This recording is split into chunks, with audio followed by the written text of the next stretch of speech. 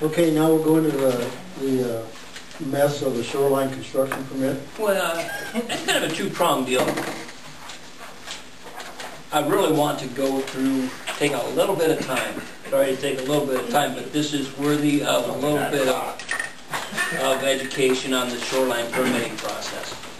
Because we've had some issues with this in the past. These same issues are going to come up again here shortly. I'm sure, and it's the basic concept about Crescent Park and that area between the sidewalk and the lake is public land and not defined whether it's state land or whether it's city land. When Crescent Park was platted, you had to put in a sidewalk, and the area between the sidewalk and the lake was platted as public land and not at all defined whether it was city or state. And over the course of years, we still have agreed really not to define who the owner is, but the city and the state have entered into this 2080 agreement that says, ownership is still unknown, but we all agree that the city manages that area. So we manage that area for dock permits, but the city's also responsible for shoreline permits and then some maintenance out there, some maintenance being tree maintenance primarily. So that's one area where we're having to do all of the brush pickup and all of the tree trimming and stuff out of the storm yet. And that's all within that contract with Snyder. Is there any advantage, I mean, what is the advantage of it remaining public? I mean, I know this is getting really further off topic, but why does it remain public? Oh boy, you'd have to look at that original platting on it, because something happens to that land if it would never be public again. It was originally dedicated for public use. It just seemed kind of silly, really. I mean, so I just wondered if there was some... Well, look at it this way. If, let's say that somebody owned that land and they willed it or they gave it for the purpose of, it was always to be used as public. So that's likely what happened? Yeah. That it, oh, okay. Yeah, when the area was subdivided, it's written into the subdivision that area is public. To remain public. And it seems to me if it were ever to not be used as parkland, it would revert to the previous owner, which was the original platters. Whoever owned that. So anyway. Okay. That's been back a ways. Oh yeah, that's in the 1800s. It's just kind of silly. But The different parts of the lake have different, some are under the water line, some don't. Yeah, and again, I don't want to take very much time going through this stuff, but we know that the issue is coming up again after talking with some of the people out there in Crescent Park. Okay, so I made you this little packet about dock permitting, and there's three parts of this little packet. And one is the ordinance that the city has in regards to our shoreline stuff.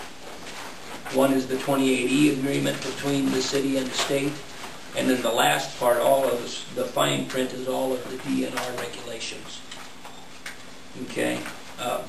But there are a few things that I wanted to point out to you. It's just on the first page, where it goes through the procedures for issuing permits, and mainly down at the bottom of the page, 16104. The city has adopted DNR Rule 576. So, although we administer the area out there, we administer everything under DNR accepted rules. So we don't really have any of our own rules that would be inconsistent with what the DNR would have. Okay? And then if you look at the page marked number 621, it's the third page back, where it goes through the fees, and you see I marked out some of the fees because a couple of years ago we made those consistent with what all the DNR fees are.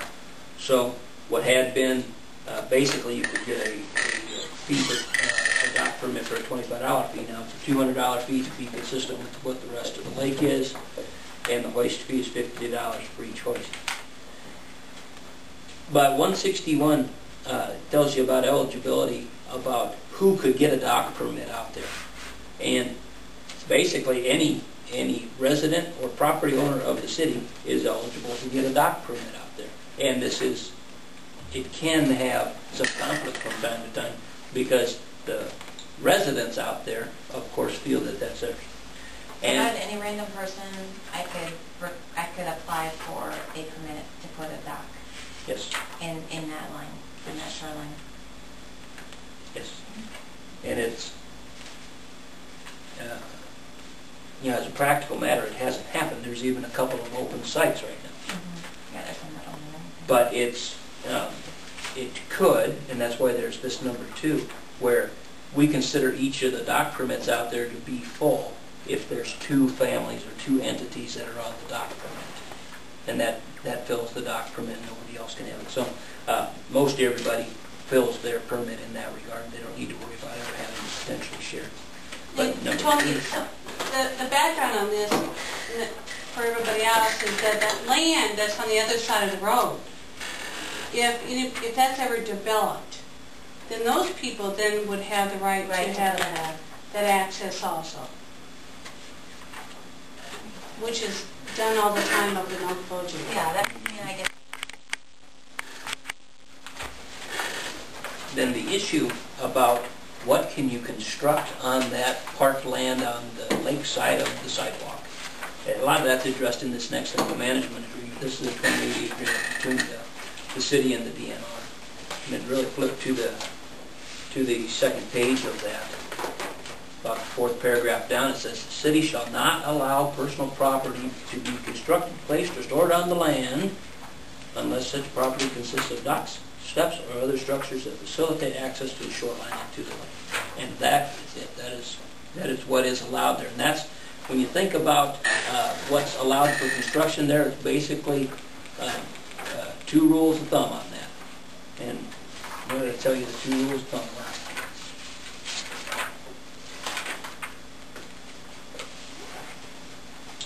Nothing can be placed on public land that gives any appearance of private ownership. So, and then the second one is you can repair and replace what's there existing, but creation of a new structure on public land is not going to be allowed. And that's where we get into this issue. It's going to be coming up where some of the folks out there, again, are raising the issue, boy, I sure would like to make some improvements to this land. Everybody agrees that it's going to be an improvement. Why can't they do it? And also, it's not the same for Crescent Park Drive area as it is for maybe over by you, Tony. There are some areas that definitely, you know, even in your area, that look very individualized. And maybe along Crescent Park Drive, a perfect example where I think it looks individualized, but it uses the natural earth, it uses rocks, is Gary Wicker's. I mean, it looks individualized because he has a lot of nice natural rock, but it was permitted because he is using something that is, you know, earthly. So it's just part of nature. Natural rock. Even though it's not Yeah. enabling access to the lake, it's not a patio or a, you know, whatever else I guess people might want to put down there. Jill? If you can do things in the name of shoreline restoration and stabilization, shoreline stabilization would always be allowed. So riprapping is generally allowed. And in Gary's case, riprap went clear up the hill as individually placed rocks. And then you also have the people who have pre-existing, so they can place something there if they have something already that has been there for House years. or whatever is there down there, they can.